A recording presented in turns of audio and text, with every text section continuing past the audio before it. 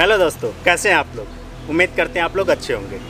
आज इस वीडियो में हम आपसे बात करेंगे माउंट एवरेस्ट के बारे में। माउंट एवरेस्ट, बहुत सारे लोगों का हमारे पास प्रश्न आया, बहुत सारे कॉल आए कि हम माउंट एवरेस्ट का प्लान कैसे करें। तो इस वीडियो में हम आपसे बात करेंगे माउंट एवरेस्ट के बारे में। माउंट एवरेस्ट हम कब जाएँ, कैसे जाएँ, कहाँ रुकें, क्या क्या सावधानियाँ रखें, इस वीडियो में हम आपसे पूरे डिटेल में इसके बारे में बात करेंगे। इस यात्रा को हमने 13,792 रुपये में कंप्लीट किया था और हमें लगे थे लगभग 22 दिन। हमें करना क्या है, सबसे पहले हम गोरखपुर से सोनौली बॉर्डर पहुंचते हैं। सोनौली बॉर्डर लगभग गोरखपुर से 90 किलोमीटर की दूरी पे पड़ता है।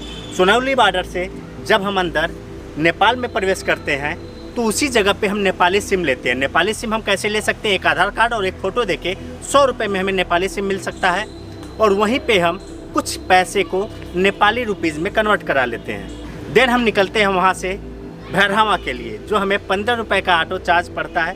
15 रुपये में हम भैरहवा बस स्टैंड पे पहुँच जाते हैं और भैरहवा बस स्टैंड से नाइट बस काठमांडू के लिए लेते हैं, जिसका चार्ज लगभग 1000 रुपये पड़ता है।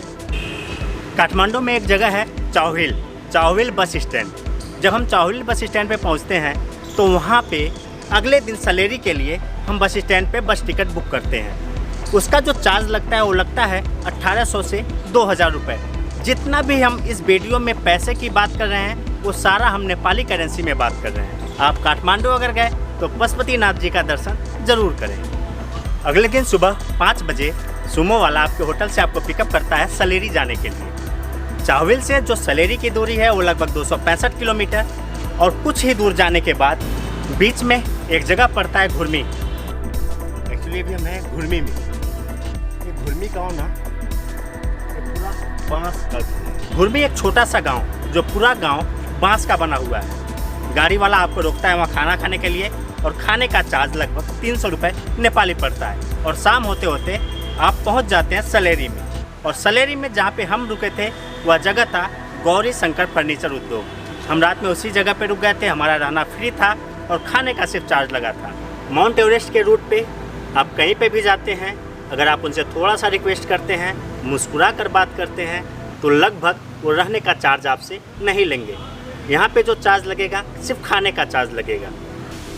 सलेरी से सुबह आपको थमदादा या बुप्सा के लिए 4x4 की सुमो मिल जाएगी या बोलेरो मिल जाएगी। उसका नंबर हम डिस्क्रिप्शन बॉक्स में डाल देंगे, आप उनसे डायरेक्ट कांटेक्ट कर सकते हैं। वहाँ से जो मैं सुमो लिया था उसका चार्ज हमने उन्हें 2000 रुपये नेपाली करेंसी दिया था और वह शाम होते होते हमें बुप्सा पहुंचा दिए थे।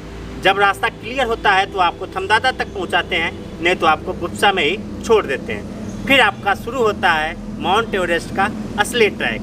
थमदादा से आप एक दिन का ट्रैक करके पहुंच सकते हैं छापलुंग। छापलुंग के पहले एक जगह है चौरी खरका। अगर आप थक गए तो चौरी खरका में रुक जाइए, वरना आप छापलुंग चले जाइएगा। दोपहर का जो आप लंच करेंगे वो करेंगे सुरके में। लगभग वहाँ पे जो लंच का चार्ज होगा 400 रुपये नेपाली के आसपास। और आप जहाँ पे छापलुंग में रुकेंगे खाने का जो चार्ज लेंगे वो लेंगे लगभग 350 रुपये नेपाली करेंसी में। ये जो छापलुंग जगह है यहाँ पे सामान थोड़ा सा सस्ता हो जाता है क्योंकि यहाँ से थोड़ी दूर पे लुकला एयरपोर्ट है, जहाँ से छापलुंग की दूरी कम पड़ती है। जो लोग काठमांडू से माउंट एवरेस्ट जाते हैं वो वही लुकला एयरपोर्ट पर उतरते हैं और छापलुंग होते हुए फिर माउंट एवरेस्ट के लिए निकलते हैं। इस पूरे ट्रैक में आपको कहीं पे भी पानी का बोतल खरीदने की ज़रूरत नहीं पड़ेगी क्योंकि यहाँ पे इतना नेचुरल वाटर है और इतना झरने का पानी आपको मिल जाएगा कि हमें नहीं लगता कि आपको बोतल खरीदने की ज़रूरत पड़ेगी। अगर पैसे हैं तो ले सकते हैं। एक चीज़ का ज़रूर ख्याल रखें, इस पूरे जर्नी में कहीं पर भी आप मोबाइल चार्ज करते हैं, पावर बैंक चार्ज करते हैं तो इसका चार्ज उनसे पहले पूछ लें, नहीं तो आपको बड़े मोटे चार्ज देने पड़ सकते हैं। अगले दिन क्या होता है, हम छापलुंग से मंजो के लिए निकलते हैं। मंजो में जैसे हम इंटर करते हैं एक जगह आता है टोकटोक में 2000 रुपये परमिट का चार्ज लगता है एवरेस्ट बेस कैंप जाने का।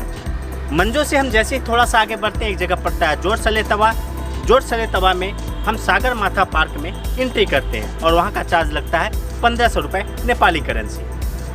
हम क्या किए थे, हम जोरसले तवा में ही रुक गए थे। उनका अगर नंबर हमें मिलेगा तो हम डिस्क्रिप्शन बॉक्स में डाल देंगे।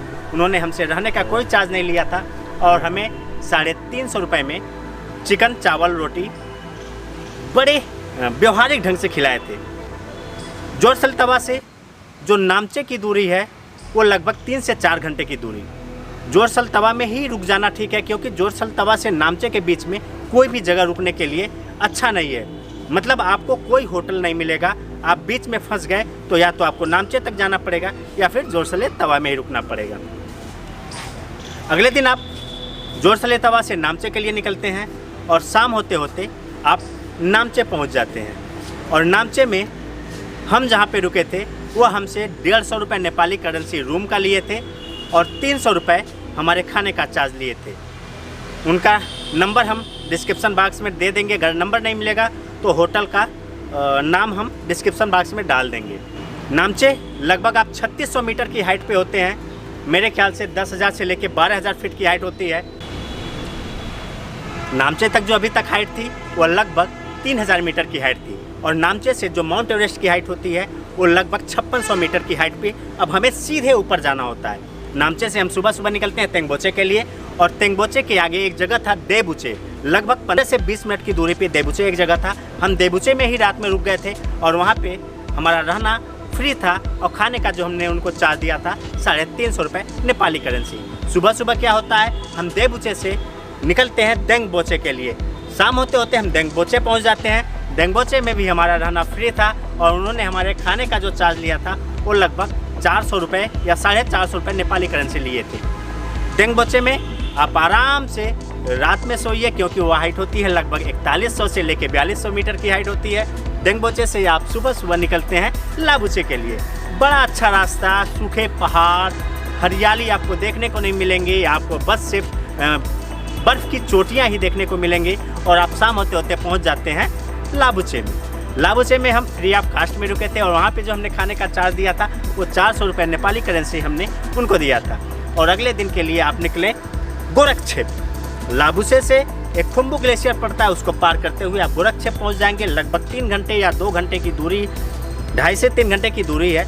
आप गोरखछेप पहुँचेंगे। गोरखछेप में हम सबसे ज़्यादा खाने का चार्ज दिए थे, लगभग मुझे याद है 550 रुपये नेपाली करेंसी में हम वहाँ पे खाने का चार्ज दिए थे। रहना हमारा वहाँ पे फ्री था। उसी दिन जिस दिन हम लाबुचे से गोरखछेप के लिए निकले उसी दिन हम माउंट एवरेस्ट बेस कैंप को कंप्लीट करके वापस गोरखछेप आ गए और गोरखछेप में हम रात में रुक गए। अगले दिन सुबह हम वहाँ से उठते हैं और जाते हैं काला पत्थर। काला पत्थर वह उस एरिया का सबसे ऊंचा जगह है। वहाँ पे जो आप काला पत्थर जाते हैं वो गोरखछेप में सुबह 4 बजे सुबह आपको जगना पड़ता है और वहाँ से लगभग 2.5 से 3 घंटा यानी सनराइज से पहले आपको काला पत्थर तक पहुँचना पड़ता है, क्योंकि काला पत्थर से जो माउंट एवरेस्ट के बीच से जो सनराइज होता है ना वो आपको विस्मित कर देगा। इतना शानदार नज़ारा ना कि आपकी सारी थकावट दूर हो जाएगी। और वह सनराइज आपको तभी देखने को मिलेगा जब आप गोरखछेप में 4 AM से निकलेंगे। फिर हम क्या करते हैं, उसी दिन गोरखछेप वापस आते हैं। गोरखछेप से हम देंगबोचे न जाके फेरुचे वाले रास्ते से होते हुए देबुचे पहुंच सकते हैं, यानी लगभग हमारा 3 दिन का रास्ता कम हो जाता है। याद रखिए, आप वापस देंगबोचे न जाके फेरुचे के रास्ते देबुचे चले आइए। देबुचे में आप नाइट हाल्ट करते और अगले दिन सुबह आप नामचे आएंगे और नामचे से अगले दिन सुबह आप चौरीखरका यानी आप पहुंच जाएंगे छापलुंग। छापलुंग वो जगह, अगर आपको वहाँ से लुकला एयरपोर्ट जाना है एयरपोर्ट जाइए, नहीं तो फिर छापलुंग से 1 दिन की आप यात्रा करके आ जाएंगे थमदादा या बुप्सा। आप वहाँ पे फिर उसी बोलेरो वाले को पकड़िए और आप आइए सलेरी और सलेरी से फिर काठमांडू और काठमांडू से बस पकड़ के इंडिया। अब हम बात करते हैं कि माउंट एवरेस्ट हम कब जाएं।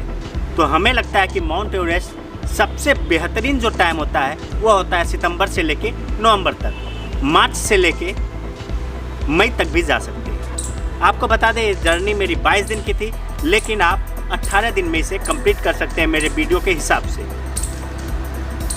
याद रखिए, इस यात्रा में आपको रहने के चार्ज बड़े मिनिमम लगेंगे, लेकिन खाने के चार्ज हो सकता है थोड़ा सा ज़्यादा पड़ जाए। अब बात करते हैं क्या क्या सावधानियां रखनी चाहिए। आपको बता दें कि आप ऑक्सीजन का एक टेबलर ज़रूर रखिए जब आप नामचे से ऊपर जाते हैं। एक अपने साथ ट्रैकिंग स्टिक रखें, एक ट्रैक शूज रखें और आप एक ट्रैक सूट रखें जो कंफर्टेबल करके आप ट्रैकिंग कर पाएँ। बहुत ज़्यादा आप कपड़े न लें, बहुत ज़्यादा आप जैकेट ना लें, आपके बैग का टोटल वजन किसी भी हालत में 8 किलो से ज़्यादा ना हो पाए। माउंट एवरेस्ट जाने से पहले कम से कम डेली आप 5 किलोमीटर की रनिंग करें। और हमें लगता है आपके एज के ऊपर कोई डिपेंड नहीं करता है, अगर हिम्मत है और रेडी है माउंट एवरेस्ट जाने के लिए तो किसी भी एज में जा सकते हैं। किसी भी हालत में जब आपको चक्कर आए, वोमिटिंग आए, ऐसा अगर फील हो आपको ना, तो उस जगह से तुरंत आप नीचे आइए। किसी भी हालत में एक कदम भी आगे ना बढ़ाइएगा। अपने साथ आप हमेशा चॉकलेट रखें। अगर आपको कहीं पे भी एनर्जी की ज़रूरत होती है तो चॉकलेट खाएं। आप ये सब चीज़ें यहीं से खरीद के लेकर जाएं, ऊपर ना खरीदें, बहुत महंगा पड़ेगा। हमारी कल की यात्रा है अन्नपूर्णा बेस कैंप की, और हम आपको उम्मीद करते हैं अन्नपूर्णा बेस कैंप का एक बेहतरीन वीडियो देंगे। वहाँ के गांव को दिखाएंगे, वहाँ के मार्केट को दिखाएंगे, वहाँ के लोगों को दिखाएंगे, वहाँ के नज़ारे दिखाएंगे। उम्मीद करते हैं वीडियो आपको पसंद आया होगा तो प्लीज़ लाइक, सब्सक्राइब और शेयर करिएगा। मिलते हैं आपसे अगले से किसी नए वीडियो में, तब तक के लिए बाय बाय।